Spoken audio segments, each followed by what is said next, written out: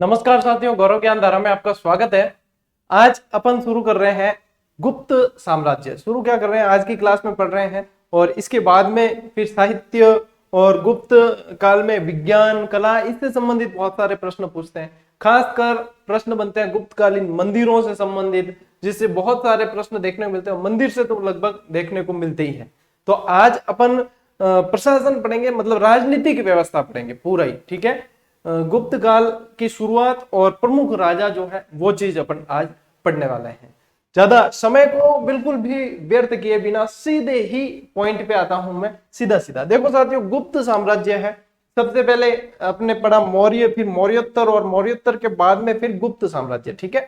गुप्त शासक जो थे वो कुषाणों के सामंत थे, ठीक है। तो गुप्त साम्राज्य की स्थापना की तो वो श्रीगुप्त ने जैसे की है, ठीक है। तो कुषाणों के ये सामंत हुआ करते थे। उसके बाद में इन्होंने गुप्त साम्राज्य की स्थापना की, जो अपने आप में बहुत बड़ा इतिहास रखता है, गौरवशाली इतिहास रखता है। गुप्त काल को भारत का स्वर्ण युग भी कहा गया है, गोल्डन एज भी कहा जाता है। तो गुप्त काल अपने आप में एक बहुत समृद्ध साम्राज्य रहा है। देखो, सबसे पहले बात करें साथियों कि गुप्त काल की जानकारी किन किन से मिलती है। तो जानकारी साहित्य से भी मिलती है, अभिलेखों से भी मिलती है, सिक्कों से भी मिलती है, मंदिरों से मिलेगी, गुहा लेख से मिलेगी, बहुत सारी जगह से जो इनकी जानकारी मिलती है। सबसे पहले अपन लेते हैं साहित्यिक जानकारी, ठीक है।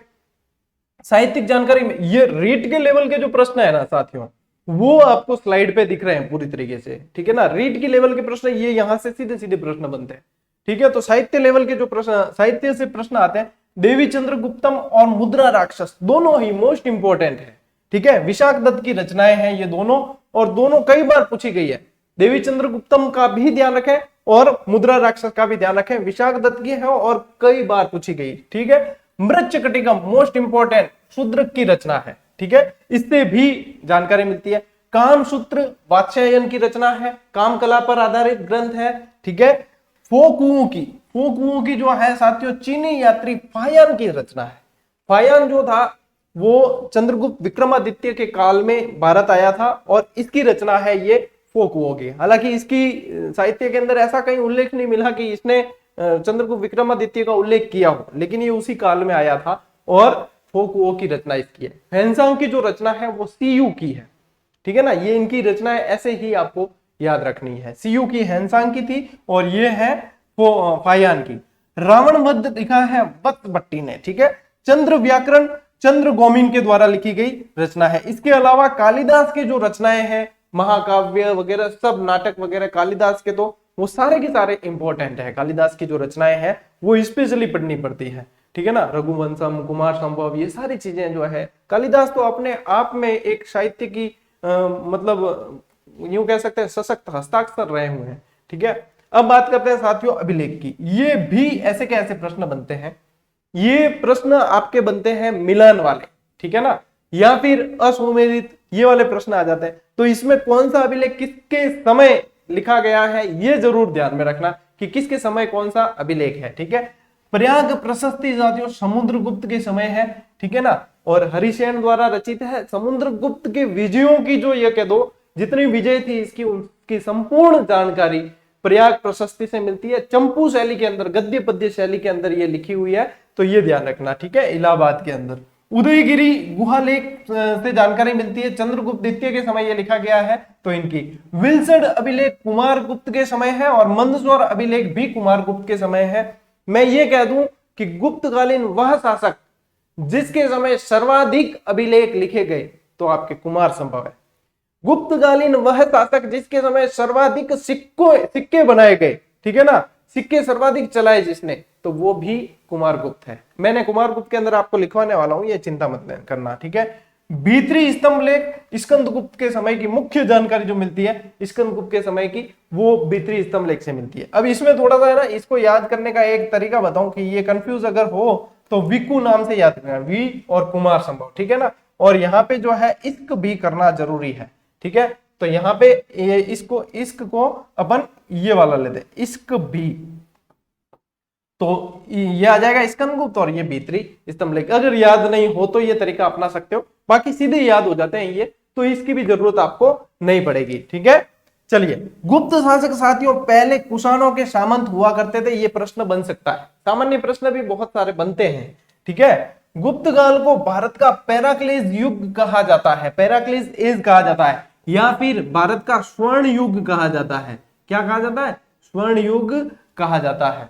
भारत का स्वर्ण युग भी कहा जाता है, पेराक्लिस एज भी कहा जाता है, क्लासिकल एज भी कहा जाता है। बहुत सारे नाम है जो यहां से गुप्त काल से संबंधित है, ठीक है ना।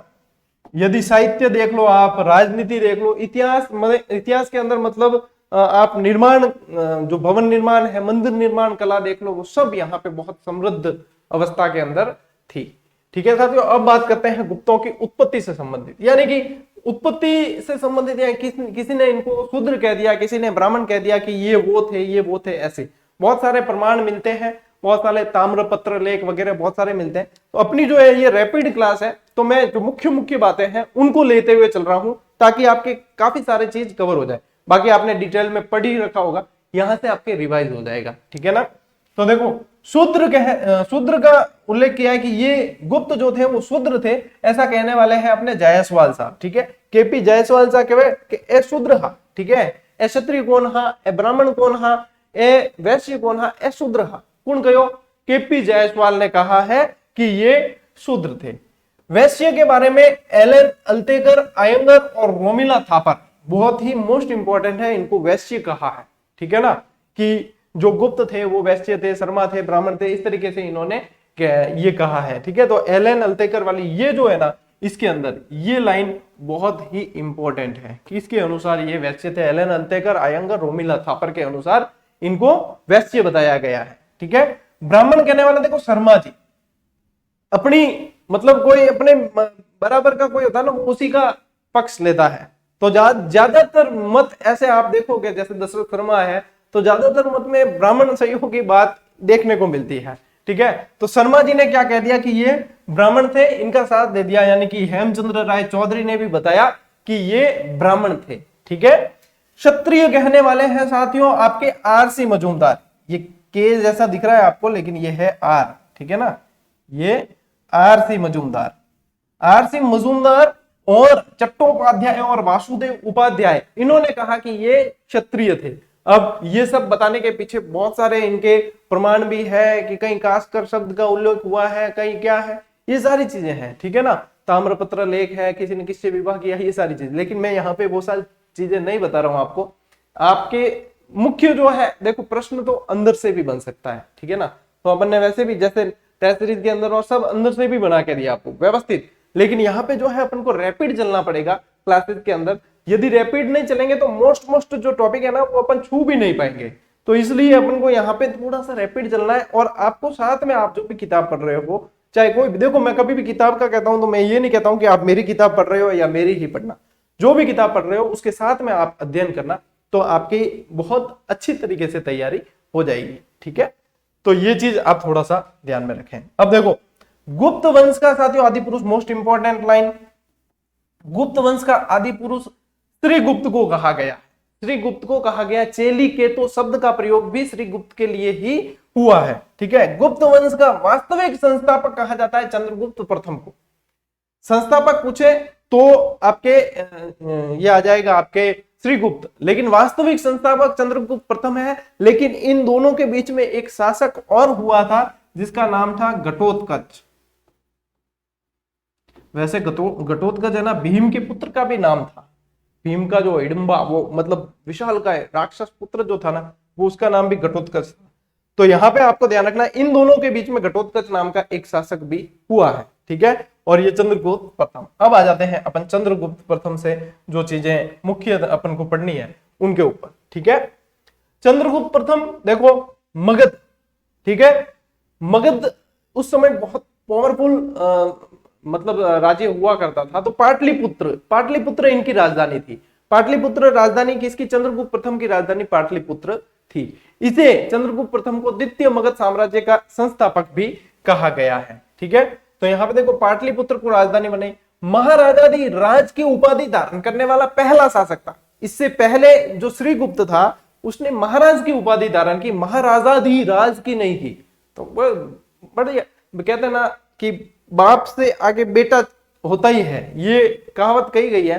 तो यहाँ पे भी देखो उसने महाराज की क्या, महाराजाधिराज की उपाधि धारण की है। और उपाधियां तो पहले इतनी धारण करते थे कि वास्तव में उपाधि कर देते थे।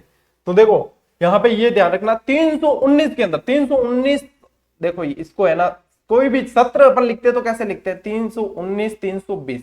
अब कई किताबों में 320 लिखा मिलेगा, कई में 319 लिखा मिलेगा, क्योंकि सत्र जो चलता है वो ऐसे चलता है, ठीक है ना। अब जैसे आप शैक्षणिक सत्र की बात करो तो 19 20 इस तरीके से चलते हैं, 20 21 21 22, है ना।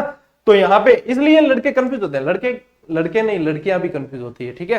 तो इसलिए मेरे आदत पड़ गई है ऐसे बोलने की, लड़के बोलने में आता है, तो इसलिए जो है विद्यार्थी कंफ्यूज होते हैं, ये सही शब्द है। तो विद्यार्थी कंफ्यूज होते हैं, विद्यार्थी कंफ्यूज इसलिए होते हैं, विद्यार्थी सिर्फ एक नजरिए से देखते हैं कि हाँ ये लाइन यहाँ लिखी हुई है, इसको रट्टा मार लो बस। वो उसके अंदर कोई तर्क वगैरह कोई विचार नहीं करते, या फिर जिसने दी है, जिसने वो लाइन बताई मिन दौड़ा हो जा कि आ लिखी लिखी क्यों, मैथ पढ़ियो ओ और थे बताओ ओ, कारण क्या है। तो कारण ये है कि आप थोड़ा सा है अपने आप को मतलब वो बनाओ, आप उस लेवल के आप शिक्षक बनने जा रहे हो, आपको थोड़ा सा विश्लेषण करना आना चाहिए। तो इसलिए बता रहा हूं कि 319 320 इस तरीके से सत्र चलता है। गुप्त संवत की स्थापना करने वाला चंद्रगुप्त प्रथम। लिच्छवी राजकुमारी कुमार देवी से विवाह किया था, ठीक है ना। लिच्छवी राजकुमारी कुमार देवी से विवाह करने से फायदा क्या हुआ कि जो पहले वैशाली इनके राज्य में नहीं था, वो वैशाली अब इनके राज्य में शामिल हो गया, ठीक है। तो लिच्छवी राजकुमारी कुमार देवी से विवाह। सर्वप्रथम सोने के सिक्के चलाने वाला शासक। अच्छा, सोने के सिक्के चलाने वाले का मतलब ये नहीं है कि सबसे पहले ही पहले सोने के सिक्के इसी ने चलाए, गुप्त शासकों में सबसे पहले, ठीक है ना। सर्वप्रथम सोने के सिक्के चलाने वाला, लेकिन गुप्त शासकों में, ठीक है ना, गुप्त शासकों में सबसे पहले सोने के सिक्के चलाने वाला। अब सिक्कों से संबंधित तो यूं है, पहली बार में प्रश्न बहुत सारे बनते हैं। इंडो ग्रीक के समय से, इंडो ग्रीक शासन जो थे हिंद यूनानी, उनके समय से सिक्के चले आए। फिर आएंगे कि सबसे पहले लेख युक्त सिक्के, फिर आएंगे सबसे पहले तिथि युक्त सिक्के किसने चलाए, फिर सबसे शुद्ध सिक्के किसने चलाए, कुषाणों का आ जाएगा, फिर बाद में आ जाएगा आपके गुप्तों से संबंधित के गुप्त में सबसे पहले किसने चलाए, फिर आएगा चांदी से संबंधित, चांदी के सिक्के सबसे पहले किसने चलाए, गुप्तों में चांदी के सिक्के किसने सबसे पहले चलाए, इस तरीके से आता है। और सबसे ज्यादा सिक्के, सबसे पहले सबसे ज्यादा सिक्के किस चीज के, मतलब कैसे चले थे, तो शीशे वगैरह प्रोटीन के और उनके भी चले हैं। मतलब इतने प्रश्न है कि इतिहास को मतलब जितना पढ़ा जाए ना, आनंद लोगे तो आनंद आएगा, और बर्डन समझोगे, बोझ समझोगे तो कभी आनंद आएगा ही नहीं, फिर लगेगा अरे यार कटे इतिहास में फंस गया। बाकी आनंद लो आप, और एक एक चीज को बढ़िया तरीके से, बहुत सारे विद्यार्थी इतिहास स्ट्रीम से होते हैं और आनंद से पढ़ते हैं, और आनंद से पढ़ने की ही चीज है, उसको पढ़ के अपन को काफी सारी चीजें सीखने को मिलती है। तो यहाँ पे ये चीज मैंने हाथों हाथ ही क्लियर कर दी है आपके कि आज देखो हिंदी ज्यादा बोली है, क्यों, क्योंकि अपनी क्लासेस सिर्फ राजस्थान के विद्यार्थी नहीं, आसपास अदर स्टेट के विद्यार्थी भी देखते हैं। कुछ पंजाबी में कमेंट आते हैं कि पाजी सत श्री अकाल, कोई और भी बहुत सारे विद्यार्थी जुड़े हुए हैं। तो कई जो है अपने राजस्थान के हैं, लेकिन राजस्थानी नहीं जानते हैं, मारवाड़ी नहीं जानते, तो वो बताते हैं कि सर हमें असुविधा होती है, आप तो मारवाड़ी बोल देते हो और हमें समझ नहीं आती। देखो ऐसा है, मारवाड़ी में ज्यादातर चीज मैं बोलता हूँ ना, वो माहौल को हल्का करने के लिए बोलता हूँ, ताकि आप ये चीज है ना, ये चीज आपको पढ़ने में, मैं आधे घंटे की क्लास दे रहा हूँ, आपको 2 से 3 घंटे किताब में लगने हैं। मुझे खुद स्लाइड बनाने में, क्योंकि सिलेक्टिव मैटर लेना, मुझे खुद स्लाइड बनाने के अंदर कम से भी कम 3 से 4 घंटे लगते हैं। कारण ये नहीं है कि क्या है ये लिखना है तो, लेकिन कारण ये है कि सिलेक्टिव चीज लेनी है, और छूटे भी, मतलब मुख्य मोस्ट इंपॉर्टेंट चीज छूट भी नहीं जाए और एक्स्ट्रा अनावश्यक शामिल भी नहीं हो, इस चीज को ध्यान में रखना बहुत जरूरी होता है। तो ये कि ये चीज आप नोट्स बनाते हो तो आपको भी, मैं आधे घंटे में यदि क्लास दे रहा हूं, आपको 1.5 से 2 घंटे लगते हैं इसे वापस उतारने में, ठीक है ना। क्यों, मुझे जो समय लगा है वो आपको भी लगना है। तो ये है साथियों, तो मारवाड़ी कहीं बोल भी दूं तो चिंता मत करना। देखो देसी आदमी हूं, देसी भाषा निकलनी स्वाभाविक है, रोक कौन सका, ठीक है ना, रोकना मुश्किल है, लेकिन आप जो है समझ जाना कि मारवाड़ी बोलिए तो अपने स्टडी का तो ये हिंदी में ही ज्यादातर बताएंगे, ठीक है ना। मारवाड़ी वालों में फायदा तो है ही, ठीक है, बाण हाथों हाथ याद हो गया, ठीक। चलिए, ये आपको बता दिया है कि सर्वप्रथम सोने के सिक्के चलाने वाला गुप्त शासक ये था। अब चांदी के इसने नहीं चलाए, ठीक है ना, चांदी के चंद्रगुप्त विक्रमादित्य ने चलाए, द्वितीय ने चलाए, ठीक है ना, ये प्रथम था। अब आते हैं भाई साहब सबसे ही मोस्ट इंपोर्टेंट शासक है, मुख्य समुद्रगुप्त, जैसा इसका नाम है समुद्र वैसा ही इसका काम है। सर्वाधिक सर्वाधिक वाले में आएगा ये भी। देखो गुप्त साम्राज्य का सर्वाधिक विस्तार, जैसा नाम है वैसे ही काम किया। समुद्रगुप्त यानी समुद्र के जैसा विस्तार ही किया है साम्राज्य का सबसे ज्यादा। अब देखो उपनाम और उपाधियों से सबसे ज्यादा प्रश्न जो बनते हैं, जब मैंने सिलेबस एनालिसिस किया था तब आपको बताया था कि इसको व्यवस्थित पढ़ना। सबसे ज्यादा उपाधियों और उपनाम से जो प्रश्न बनते हैं वो समुद्रगुप्त से बनते हैं। ठीक है, समुद्रगुप्त को साथियों गरुड़ मुद्राओं के अंदर 100 युद्धों का विजेता, मोस्ट इंपोर्टेंट प्रश्न, स्मिथ वीए स्मिथ के अनुसार भारत का नेपोलियन कहा गया है। मोस्ट इंपोर्टेंट प्रश्न है ये दोनों ही लाइनें, दोनों ही। 100 युद्धों का विजेता कौन से गुप्त शासक को, आपके रीट के लेवल का बहुत बढ़िया सवाल है। ठीक है ना, तो 100 युद्धों का विजेता किसे कहा गया है, समुद्रगुप्त को। किसमें कहा गया, ये स्तरीय सवाल है गरुड़ मुद्राओं के अंदर। ठीक है ना, ये सामान्य सवाल है, ये स्तरीय सवाल है। फिर स्मिथ के अनुसार भारत का नेपोलियन, प्रश्न बनेगा भारत का नेपोलियन किसे कहा गया है, समुद्रगुप्त को। किसके अनुसार, वीए स्मिथ के अनुसार। तो अच्छा सवाल है। ठीक है, एक दो लाइनों के अंदर 4 सवाल बनते हैं। अब आप किस तरीके से कितना याद रख पाते हो वो आपके ऊपर है। ठीक है, इसके अलावा साथियों कुछ उपाधियां और थी, जैसे कविराज, वीणा बजाते हुए सिक्के वगैरह इनके समय मिले। कविराज की उपाधि, धर्म प्राचीर बद, ठीक है, लिच्छवी दोहित्र। अब लिच्छवी दोहित्र यानी लिच्छवियों का दोहिता। ठीक है ना, तो यहाँ पे देखो लिच्छवी वंश से शादी की है, लिच्छवी राजकुमारी कुमार देवी से। फिर इनका बेटा हुआ था नानेरा कुणा। ठीक है ना, लिच्छवी आना, तो लिच्छवी दोहित्र यानी कि ननियाल कहाँ था, वहां था, तो लिच्छवी दोहित्र की उपाधि भी इसने धारण की है। ठीक है, समुद्रगुप्त साथियों बहुत इंपॉर्टेंट है। समुद्रगुप्त इंपॉर्टेंट है तो समुद्रगुप्त की विजय जो है वो भी इंपॉर्टेंट है। इसने मतलब पूरे भारत पे विजय प्राप्त करने का काम किया, बहुत अपने साम्राज्य का सबसे ज्यादा विस्तार वास्तव में किया है। अब इसकी जो विजय है साथियों उसका उल्लेख प्रयाग प्रशस्ति से मिलता है। ठीक है, प्रयाग प्रशस्ति के अलग अलग लाइनों के अंदर अलग अलग उल्लेख मिलता है। तो सबसे पहले ही साथियों उल्लेख मिलता है आर्यवर्त के 2 युद्ध हुए, उसमें से पहला युद्ध जो है 2 चरण के अंदर हुए। ठीक है ना, ये 2 चरण के हुए। पहला चरण के अंदर 3 राज्यों को जीता और दूसरे चरण के अंदर 9 राज्यों को जीता। ठीक है, इस तरीके से ध्यान, आर्यवर्त का पहला युद्ध और दूसरा युद्ध। तो आर्यवर्त के जो राजाओं को जीता साथियों, उनके खिलाफ कौन सी नीति को अपनाया, तो वो था साथियों प्रशबोधरण नीति। ये नीतियां इंपॉर्टेंट है। ठीक है, प्रशबोधरण नीति, प्रशबोधरण का मतलब होता है जड़ मूल से उखाड़ फेंकना, यानी कि सर्वदा नाश करना है, कोई समझौता नहीं है। ठीक है ना, no if no but only जट, वो वाली बात है। ठीक है ना, तो जड़ मूल से उखाड़ फेंकना है सीधा प्रशबोधरण, यानी और कोई ना अपील ना दलील कुछ भी नहीं है।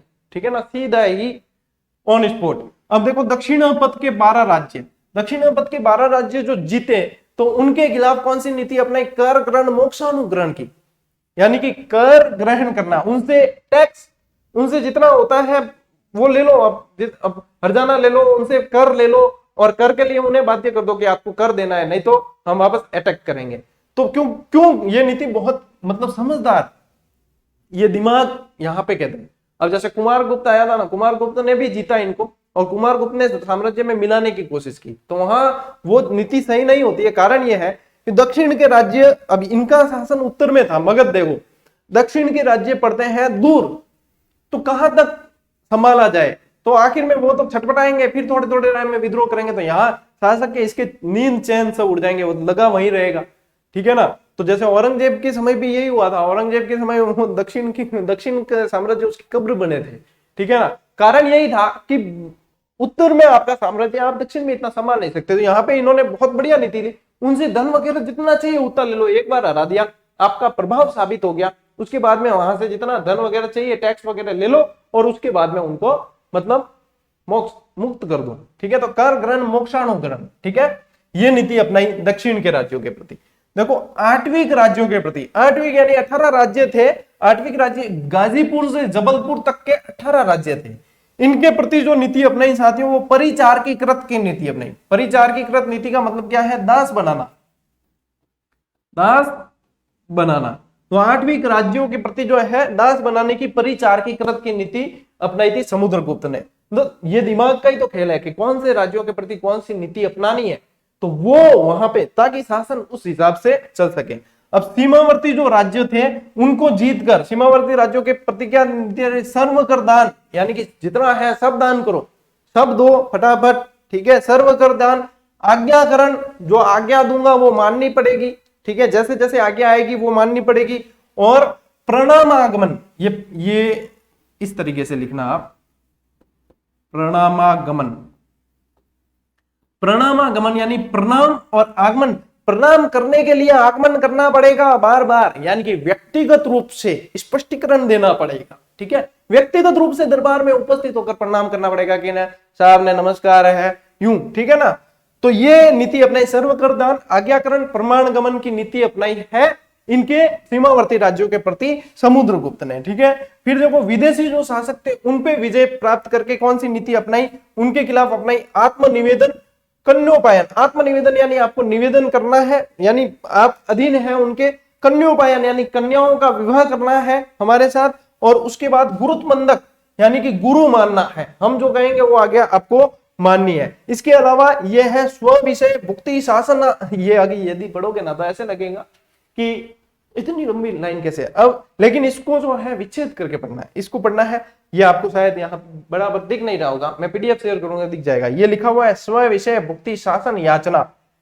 स्व विषय भुक्ति यानी कि अपना जो राज्य, विषय और भुक्ति राज्यों के और जिलों के और प्रति शब्द जो प्रयुक्त होते थे वो है, तो अपना जो राज्य है उसको चलाना है। स्व विषय भुक्ति, खुद का जो विषय जो भुक्ति है उसका शासन चलाने के लिए याचना करनी पड़ेगी, ठीक है ना, यानी कि वहां से संचालित होगा, कहने का मतलब ये।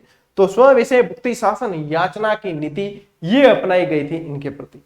तो ये समुद्रगुप्त की विजय है साथियों। अब ये तो है ना, मैंने बहुत शॉर्ट में समझाई है। समुद्रगुप्त की विजय पे कम से कम 1 से 1.5 घंटे की क्लास में बिल्कुल स्पष्ट हो जाता है, लेकिन वो फिर स्कूल व्याख्याता लेवल की क्लास होगी आपके। तो ये नीतियां ये याद करो तो भी बहुत बढ़िया है, ठीक है। क्योंकि अब फिर जैसे फिर दक्षिण के 12 राज्य कौन से थे, उनके शासक कौन से थे, आर्यव्रत के 12 राज्य कौन से थे, उसके शासक कौन से थे, ये सारे 8वीं राज्य कौन से, उनके शासक कौन से, इस तरीके से भी पढ़ा जा सकता है। लेकिन अभी अपन रैपिड रिवीजन कर रहे हैं, तो रैपिड रिवीजन के अंदर ये काफी है, ठीक है। बाकी मैं मना नहीं करूंगा, किसी के पास में समय है और कोई पढ़ सकता है तो बिल्कुल पढ़ सकता है, कोई दिक्कत नहीं है, ठीक है। चलिए फिर आते हैं साथियों चंद्रगुप्त विक्रमादित्य। विक्रमादित्य की उपाधियां वैसे बहुत सारे शासकों ने धारण की थी। इतिहास के अंदर 14 शासक हुए हैं जिन्होंने विक्रमादित्य की उपाधियां धारण की है, ठीक है ना। एक हेमू भी था, आपको ध्यान हो तो। चलिए इसकी जो साथियों उपाधियां हैं, देवराज, देवगुप्त, देवश्री, यानी कि देव जिसके अंदर आ जाए वो समझ लेना कि आप अंदाज लगा सकते हो चंद्रगुप्त विक्रमादित्य है, ठीक है। शकारी की उपाधि धारण की। अब देखो शकों का आक्रमण हुआ था उस समय, तो शकों को हराया, तो शकों को हराया, शकों का अरी यानी कि शकों का दुश्मन, तो शकारी की उपाधि धारण की थी इन्हें चंद्रगुप्त द्वितीय ने। देखो शक शासक रुद्र सिंह तृतीय का आक्रमण हुआ। किसका आक्रमण हुआ था? तृतीय का आक्रमण हुआ, हराकर शकारी की उपाधि धारण कर दी। सर्वप्रथम चांदी के सिक्के चलाए। अब वही बात है कि गुप्तों में, ठीक है ना, सर्वप्रथम चांदी के सिक्के चलाने वाला शासक चंद्रगुप्त द्वितीय था। उज्जैन को राजधानी बनाई, मोस्ट इंपोर्टेंट, जहां पे राजधानी बदलती है वो प्रश्न स्वाभाविक है कि इंपॉर्टेंट है। उज्जैन को राजधानी बनाने वाला कौन था? चंद्रगुप्त द्वितीय है, ठीक है। तो चंद्रगुप्त द्वितीय उज्जैन को राजधानी बनाई। इनके दरबार में नवरत्न, अब नवरत्न की साथियों जहां बात आती है तो वहां पे ज्यादातर, अब जैसे सामान्य अध्ययन कोई करता है, नवरत्न कहते ही सीधा अकबर याद आएगा। अरे अकबर, बाबर, हुमायूं ये तो बहुत बाद में आए हैं। गुप्त, मौर्य ये तो बहुत पहले के थे। ये तो मतलब वो कमा गया कौन? बख्तियारुद्दीन खिलजी, जिसने अपने नालंदा विश्वविद्यालय और ये सारे जला दिए। 1200 लगभग 1204 की बात है, ठीक है ना, वो जला दिए इसने। नहीं तो इतना इतिहास था कि वर्तमान में जो अपन पढ़ते हैं वो तो कुछ भी नहीं है, इतना इतिहास था। तो वहां पे वो सारी पुस्तकें उसने जला दी, सारे बहुत सारे, कई तो है पांडुलिपियां वगैरह लेकर निकल गए थे, चले गए थे, तो कुछ बची तो उसमें से जानकारी मिलती है। बाकी काफी सारा तो साहित्य उस समय का जल चुका है, ठीक है ना। तो यहाँ पे आपको साथियों ध्यान रखना है कि नवरत्न यानी कि अकबर बहुत बाद में आया है, अकबर से पहले नवरत्न जिसके दरबार में थे वो चंद्रगुप्त विक्रमादित्य था, ठीक है।